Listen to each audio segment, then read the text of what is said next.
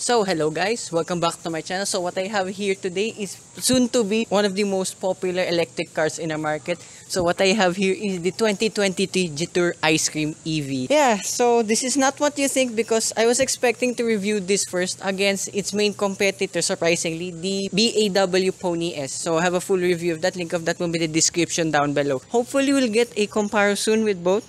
So yeah, stay tuned for that. So let's focus now here on this Jetour Ice Cream. So when this landed on our shores last April at the Manila International Auto Show, this sold like hotcakes. And I understand why. It's probably as well one of the cutest cars on our roads now. And as well when this landed in the Philippines at Okada, Manila, when the brand was launched here in the Philippines, they had the cutest color names ever. So since this being green, this one is called Matcha.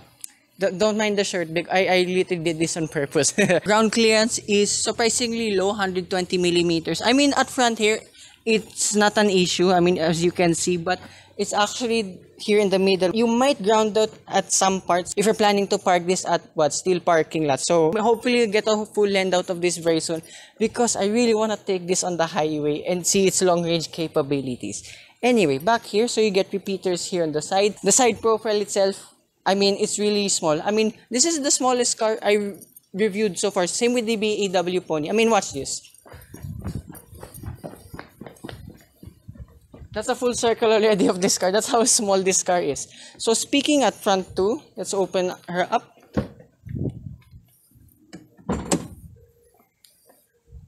As well, this hood is so light, you can open it with ease.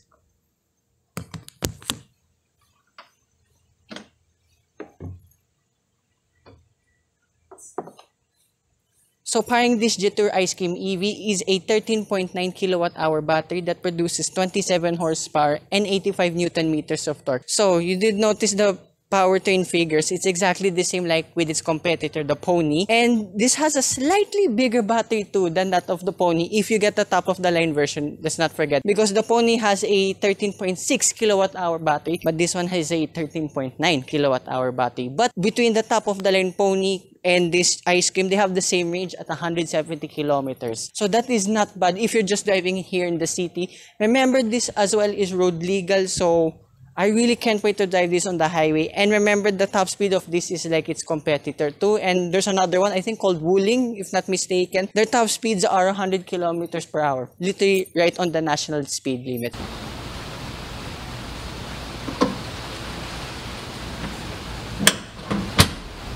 So here now at the rear of the Jetour Ice Cream EV. So the rear looks more or less the same that of its competitors. I love your reverse light is just over here. And you have an ice cream badge over here. So I do like the Jetour Ice Cream compared than the Pony because there's a lot of designations here. I mean, it's not just the badge, at least you can see the model name too. Going back to the side profile too, there's a lot of creases here and there. And the wheels are my favorite. There's like strawberry color on it too, and these are the smallest wheels I've encountered so far in a four-wheel vehicle. So these are running on 12-inch wheels. Like the Pony car, you cannot open the boot from here, you have to do it from inside. So just push this button right here, then it will activate. So as you can see as well here in this shot, the door opening, it is pretty long. So actually when you open the door, it's almost as wide as the car itself too. So here now, open the boot. Yeah, it's really small. Let's not take that away. You can fit only small bags in here. I mean, you can fit an umbrella here at least. But even my main bag where I house all of my equipment, it's a tight squeeze in there. Another advantage too. So example, you're only two people, example like my mom. What happens if you plan to go groceries? So you can fold these seats down. It is pretty easy, watch. I can just do it with one hand. There, easy peasy. So of course it will double if you fold all of the seats down. You can fit a lot of stuff here. Just make sure they're not too tall. So that's about it in the exterior. So the biggest trump card of this Jetour Ice Cream is the interior. So let's have a closer look.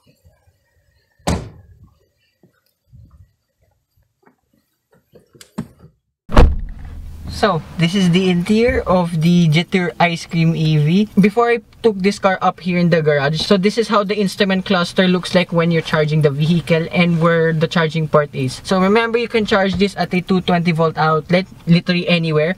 And this can charge from 0 to 100% in 8 hours, more or less 8 hours. That's what the brochure says too. So I love you have to open this car conventionally like a combustion engine. So flick the key and then it will start.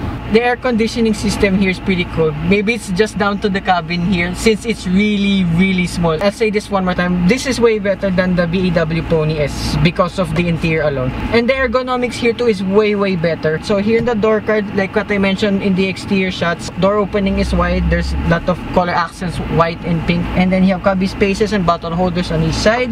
My thin water jug fits. This door is so long that there's another cup holder there in the rear, so your rear occupants can put whatever there in the rear too. Here in the steering wheel, it's a steering wheel. You have your modes for adjusting for your instrument cluster and your volume adjustments on the right side.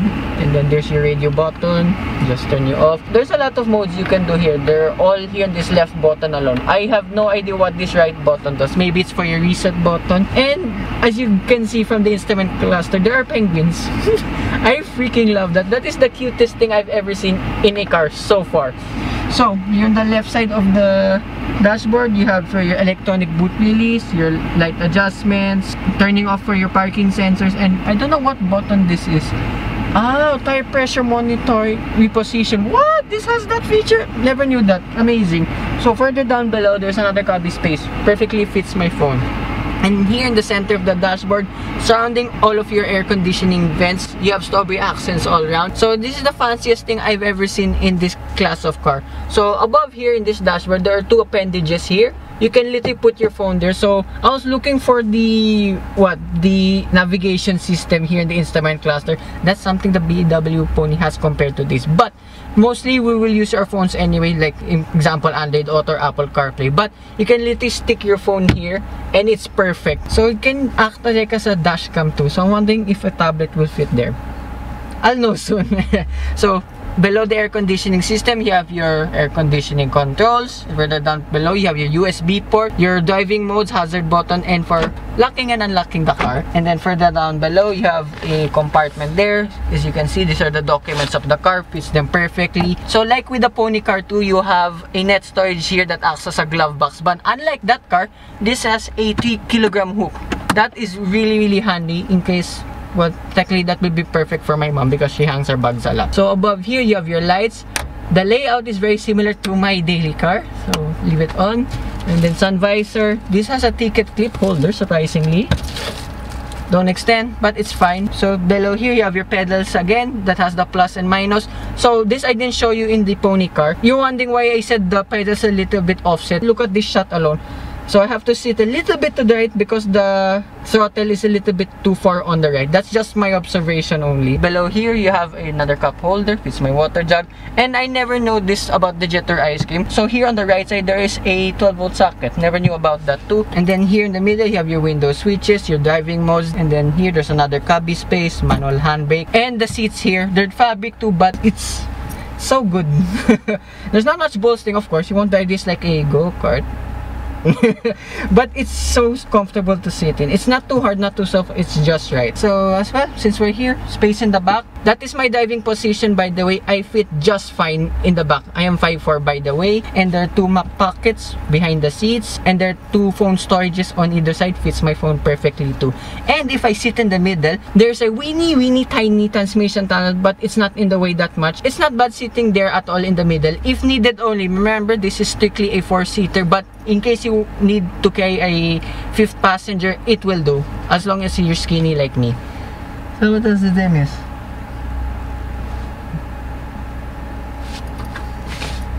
That's it. Let's go for a dive. So driving this Jetour Ice Cream EV. So we're just at eco mode. I'm gonna just float. Wow. I love this RPM speed. Well, motor speed it says, since as again this is an electric vehicle. So cool to see that feature here in this electric car. I lower it down so you can hear me.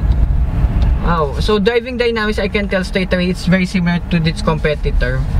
But for some reason, this has better sounding electric motor. Like there's a little bit better for electric core. So let's try sport mode. Alright, so as well with the driving modes, the range is not affected in any way, so it's literally the same. So we left with 64% of battery and 106 kilometers. So here's sport mode. Oh, it's more eager to move forward. Oh wow.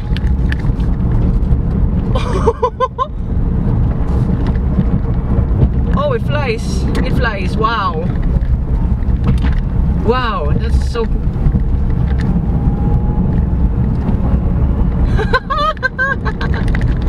Wow, that's so cool. Right, as well. If you put it back to eco. There's a little bit more delay now. So this is what I discovered. So going uphill or steep inclines, I noticed in eco mode, it tends to struggle a little bit. But if you put it in sport mode, it goes up with ease. So I'll demo that in a bit when I go back. Yeah, that's a surprise. So yeah, sport mode just transforms this car, and there is no changes between the driving modes for the steering feel. So it's literally the same, and it's really light. And my case will stand like with the BAW Pony, that it handles like a freaking go-kart. I love it. Yeah, you get to not high speed very quickly, of course, but you'll get there eventually. Like if you're like just driving around in the city, just darting around in the city, this is perfect. So in this speed alone, you can go as high as 60 kilometers per hour easily. Right here, 30, and then 50. That quick. Wow, that's a surprising thing. Right, U-turn test. Of course, this will pass with flying colors. Wow, literally one lane U-turn. That's amazing. Right, let's put you back to eco, since I want to see if it will struggle uphill. Body lane there is expected. It's somewhat a short but tall vehicle. Well, it's not as tall as me. Well, almost as tall as me, I gotta say. Visibility all around. The C-pillar is a little bit big, but it's a small car. You know where the car is. It's that short.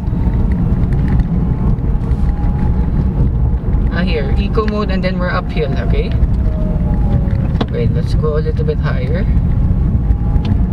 I love that electric motor sound. Right here, uphill. There's no one behind me. Okay, that's 20. And then let's try now sport mode. Oh, that's, yeah, uphill I recommend sport mode, because yeah, it just puts the power down way better. I really love the handling of this. The brakes too is not bad. Of course, there's regen braking, hidden regen braking, but it was never disclosed at any of the brochures or by Jetour PH themselves. But the brake feel is consistent. It's a high bite, but yet again, it's good. Gotta say it. And then the ride comfort. Yeah, you can hear suspension valve here and there. It's an economy car. I don't mind it. But I would say it's not so bad for what this is. And if you can drive it like a hooligan a bit like this, it's so fun to drive. Let's play a bit around at a roundabout. Super easy.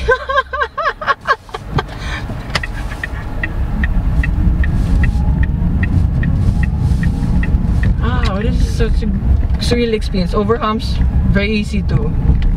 Not to my surprise. Alright, let's put you back to eco.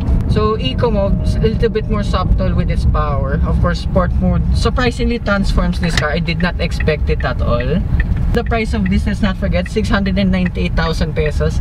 It's worth every penny. For what this is, if you're just here living around in Metro Manila, or if you can do highway stints, you'll know soon again sometime this year. Yeah, this is a perfect city car. Not gonna lie, I would definitely buy one. So would they buy one over its competitor? I'll answer that soon, because I'm very curious on how they will drive if you drive them back to back. Right. So as well, oh yeah, let's check out the power consumption. So it's reading here 8.6 kilowatt hours per 100 kilometers. That's very good. Based on my experience of driving in electric cars a lot now, yeah, this is very, very good. And yeah, so in this test drive alone, I'm a bit heavy footed. Already lost 2%, and it's reading now 102 kilometers of range left. That's still not bad for what this is. So that concludes my review of this Jetour Ice Cream EV. I'd like to thank Jetour Fairview for making this review possible. They'll have a showroom coming up in a few weeks or a few days. So stay tuned for more Jetour reviews coming along very soon. And yet again, thank you to the owner of Jetour Fairview for letting me drive this Jetour Ice Cream EV. So hope you guys like and subscribe, and I will see you with more future car reviews and more Jetour reviews coming right up. Bye bye.